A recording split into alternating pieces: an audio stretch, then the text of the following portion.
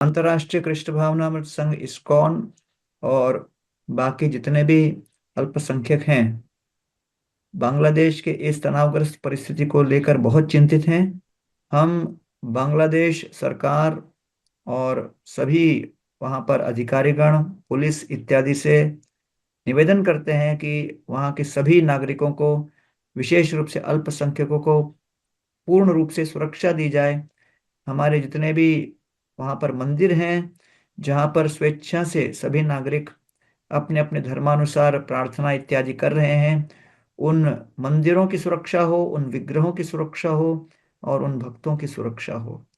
तो बांग्लादेश के सरकार से भी हम यही निवेदन करते हैं कि सभी अल्पसंख्यक, चाहे वो हिंदू हो, बुद्ध बौद्ध हो, क्रिश्चियन हो, जो कोई भी हो, उनके रिलीजियस फ्रीडम को अपनाने का और पालन करने का अधिकार दिया जाए और उनके जितने भी सेवा पूजा के स्थल हैं, उन स्थलों को संरक्षित किया जाए। ত্রাসের দেশ বাংলাদেশ, বেছে বেছে সংখ্যালঘু হিন্দুদের উপর হামলা করা হচ্ছে, মন্দির ভাঙচুর করা হচ্ছে, আর এবার মন্দিরের পুরোহিতি খুন। কাশিমপুর নাটোরের যে কাশিমপুর শ্মশানকালী মন্দির, সেই মন্দিরের সেবায়েত খুন। বাংলাদেশের নাটোরের লুটপাটের পর সেবায়েতকে খুন করা হয়েছে বলেই খবর সামনে আসছে। ডাকাতির নামে বেছে বেছে হিন্দুদের উপরে হামলার অভিযোগ, ভান্ডার ঘরে লুটপাটও চালানো হয়। তবে পুলিশ সূত্রে যা দাবি করা হচ্ছে, অর্থাৎ বাংলাদেশ পুলিশ সূত্রে দাবি করা হচ্ছে গোটা ঘটনার ডাকাতি। আর যে ছবি সামনে আসছে, যে ডাকাতির নামে বেছে বেছে হিন্দুদের উপর হামলা করা হচ্ছে, মন্দিরের সেবায়েত খুন হলেন। এবার আরো বিস্তারিত তথ্য জানবো, আমাদের প্রতিনিধি অর্ণব মুখোপাধ্যায় আমাদের সঙ্গে রয়েছেন। অর্ণব, একের পর এক হিন্দুদের উপর হামলার ঘটনা ঘটছে, মন্দিরে ভাঙচুর হচ্ছে, আর এবার মন্দিরের সেবায়েত খুন হলেন।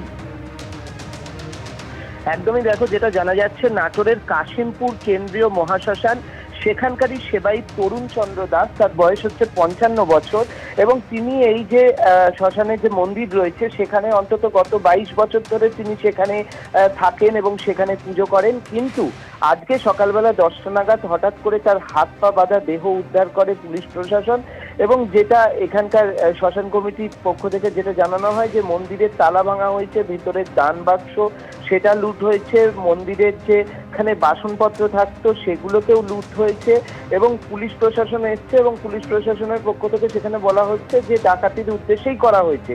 কিন্তু এই যে এখানে যে সমস্ত সংখ্যালঘুদের যে সংগঠনগুলি রয়েছে বা বঙ্গবন্ধু প্রকৌশলী পরিষদ যেগুলো রয়েছে, তাদের পক্ষ থেকে বলা হচ্ছে যে একদমই না। কখনো বলা হচ্ছে যে আওয়ামী লীগের সদস্য, তার জন্য হিন্দুদের ওপর হামলা হয়েছে, কখনো বলা হচ্ছে পারিবারিক গন্ডগোল, তার জন্য হামলা হয়েছে, কখনো বলা হচ্ছে যে ডাকাতির উদ্দেশ্যে তার জন্য হামলা হয়েছে। আসলে এগুলো কোনোটাই নয়, সব ক্ষেত্রে হিন্দুদেরকেই বেছে নেওয়া হচ্ছে এবং তাদের ওপরেই হামলা হচ্ছে। এবং যখন দেখা যাচ্ছে যে এর আগেও হিন্দু উপাসনালয়ে যে হামলা হয়েছে, সম্পত্তিতে হামলা হয়েছে, তাদের ওপর হামলা হয়েছে, আজকেও আরো 2টি জায়গায় মন্দিরে হামলা হয়েছে। সুতরাং এগুলো যখন হচ্ছে তখন কিন্তু বাংলাদেশ প্রশাসন, তারা যখন জানেন যে এরকম হচ্ছে, তারা কেন এই জায়গাগুলোকে সুরক্ষা নিশ্চিত করতে পারছেন না, এই প্রশ্নটা বড়ভাবে উঠে আসছে। এবং এক্ষেত্রেও যেটা দেখা গেল যে রাতের অন্ধকারে হাত পা বেঁধে খুন করা হলো একজন শ্মশানের মন্দিরের পুরোহিতকে। তো স্বাভাবিকভাবে উপাসনালয়, বাড়িঘর তো আছেই, তার পাশাপাশি শ্মশান, সেই জায়গাও কিন্তু ছাড় পাচ্ছে না, সেখানেও তাণ্ডব চালানো হচ্ছে, হিন্দুদের ওপর তাণ্ডব চালানো হচ্ছে। এবং প্রশাসন কিন্তু নির্বিকার, প্রশাসন কিন্তু কিছুই করতে পারছে না, কোনো জায়গায় আটকাতে পারছে না। তো এই প্রশাসন এত দুর্বল বাংলাদেশ সরকার, সেই সরকারকে নিয়েই কিন্তু প্রশ্ন তুলছেন সেখানকার সংখ্যালঘু মানুষেরা। যেটা দেখা যাচ্ছে যে যখন হচ্ছে এই সনাতনী ঐক্য পরিষদ বা বাংলাদেশের যে বিভিন্ন সংগঠন রয়েছে, তারা যখন একত্রে সমাবেশের কথা বলছে, তখন পুলিশ প্রশাসন এসে সাংবাদিক সম্মেলনের কথা বললে। একেবারে ঠিক তুমি যে কথা বলছিলে যে বাংলাদেশের প্রশাসন নির্বিকার, বাংলাদেশের প্রশাসন, অর্থাৎ এই যে ঘটনা ঘটলো নাটোরের, যে পুরোহিত খুন হলেন, সেবায়েত খুন হলেন, সেখানে গোটা ঘটনা ডাকাতি বলে দাবি করছে বাংলাদেশ পুলিশ।